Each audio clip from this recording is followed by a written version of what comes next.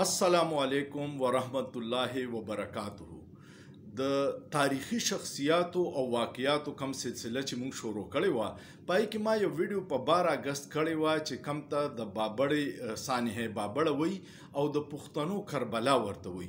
نو بیا څه دوستان وی چې یاره جی د ټکر سانحه هم موږ ته ووایي چې اس چل شوی. د ټکر سانحه چې وه د نن نه 93 سال مخکې په 1930 کې د انګریز په دور کې شوی وه. دا ټکر چې دی د تخبې سره خواته یو ډیر تاریخي کلی دی چې د سکول هم ډیر زیات تاریخي دی، 100 کالونه سیوا د هغې وشو. په 1930 کې دس چلو شو چې په 23 اپریل باندې په 1913 کې ډیر خلک وایي د پښتو ورسره تاریخ وایا، په 1913 کې په 23 تاریخ باندې د اپریل په میاشت کې په کیسه کې د خدای خدمتګار په خلکو باندې انګریزانو ډیر زیات تشدد وکړو، ډیر خلک پکې شهیدان شو، زخمیان شو. د دین یو میاشت پس په 26 مئی په 20 مئی په 1913 کې په ټکر کې خدای خدمتګار ورکران راټول شو او دا فیصله وکړه چې موږ به رضاکارانه طور پر گرفتاریانی ورکو د انګریز د ظلم خلاف، په دې واقع خلاف کیسه خوانه کې چې کومه شوې ده. دوی میټینګ کو چې د انګریز پولیس افسر چې د کم نوم مرفي وو د خپل سپایانو سره راغی او د هغوی د گرفتارۍ کوشش وکړو. په هغې کې هغوی سره توتو میمې وشو، جګړه وشو. هغوی ورته چې موږ به پخپله مردان ته ځو او گرفتاري به ورکو. هغه مسله ختمه شوه. په سبا باندې په 27 تاریخ باندې دغه د ټکر مشران، د خدای خدمتګار مشران گرفتاری روان شو مردان ته او د دوی سره عام خلک هم ډیر په جلب کې روان شو، ځکه چې یو تاریخي واقعه وه. دوی چې کله ګجرو ګړی ته ورسېدل، د مردان نه یو 2-3 کیلومیټره مخکې دا علاقه ده ډیره مشهوره، نو هلته کې ورته د انګریز پولیس افسر چې مرفي بیا د خپل پولیس سره ولاړو او هغوی په دوی باندې تشدد شروع کړو.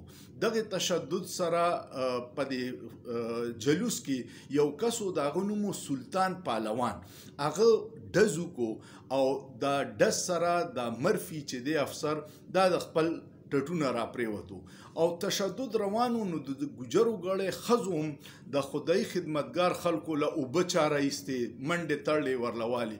په دې کې یو زنانه وه ډېره تکړه، د هغې نوم و سواتۍ ابۍ. هغه راووته او هغې چې وکته چې مرفي د ټټونه لاندې را پریوتې دي، هغې سره چې کومه منګې و هغې وله د سر ته راوبغو او مرفي په ځای مړ شو. دغه مسله ډیره دغه شوه، جلوس منتشر شو. په صدبه باندې انګریز وی چې اوس خو به زه بدله لمه. د پښتنو مسله څه ده؟ پښتنو دا مسله ده چې د چا غلامي نه قبلی. پښتن سرکشه دی، بادر دی، جذباتي دی او کو دی ور سره په عزت خبره وکړه نو لاس او خپې ته کټ کا غږ نه کوي. خو کو دی ورته بدماشي یا په غوسه وي نو بیا کو هر څومره غریبي خو ستا ګریوان ته به لاس اچي. دا د پښتون په جینس کې دي. په سبا باندې بیا انګریز په 28 مئی باندې ټکر ته راله په ګڼ شمیر سره او داسې اندازون فایرنګ شروع کو په خلکو باندې چې پای کې ماشومان، زنانه او هر څه مشران په هر چا باندې ډزې شروع کړې او دومره ډزې وکړې چې بیا په پښتو ټپوی پې جوړې شوې چې په ټکر جنگ دی، ګولې وریږي او د ونو پاڼې ریجیږي نه. دا دومره ګولې وي چې خلک وایي چې د ونو نه پاڼې هم دغه شوې. په دغه سانحه کې 80 کسان شهیدان شو او 150 کسان پکې زخمیان شو. په زخمیانو کې صنوبر کاکا، سید محمد زړور کاکا، دا مشرانو غټ غټ چې کم د ټکر د خدای خدمتګار تنظیم په مشرانو کې راتله، ورکرانو کې. دغه سانحه ډیره د افسوس وه، نو ځکه دې ته سانحه ټکر وی.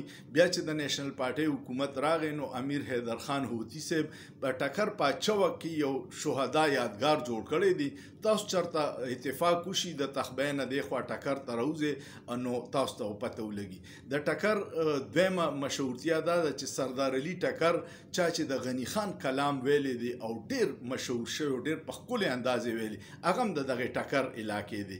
نو ټکر یو ډیر تاریخي ښار کلی او ډیر د جذبې نه ډک پښتانو او د انګریز خلاف په جدوجهد کې ډیر لوی نوم کړی. نو دا ما وی چې تاسو ته د سانحه ټکر کیسه ووایم چې سواتې به څنګه سړی مرفي وجلی او منګې ولا سر ته رابغولی او سلطان پهلوان پې ډس کړی. دا د ټکر سانحه وه. امید لرم چې د نوي کل پښتانه به د دې خبرو نه نو خبر اوس به خبر شوي.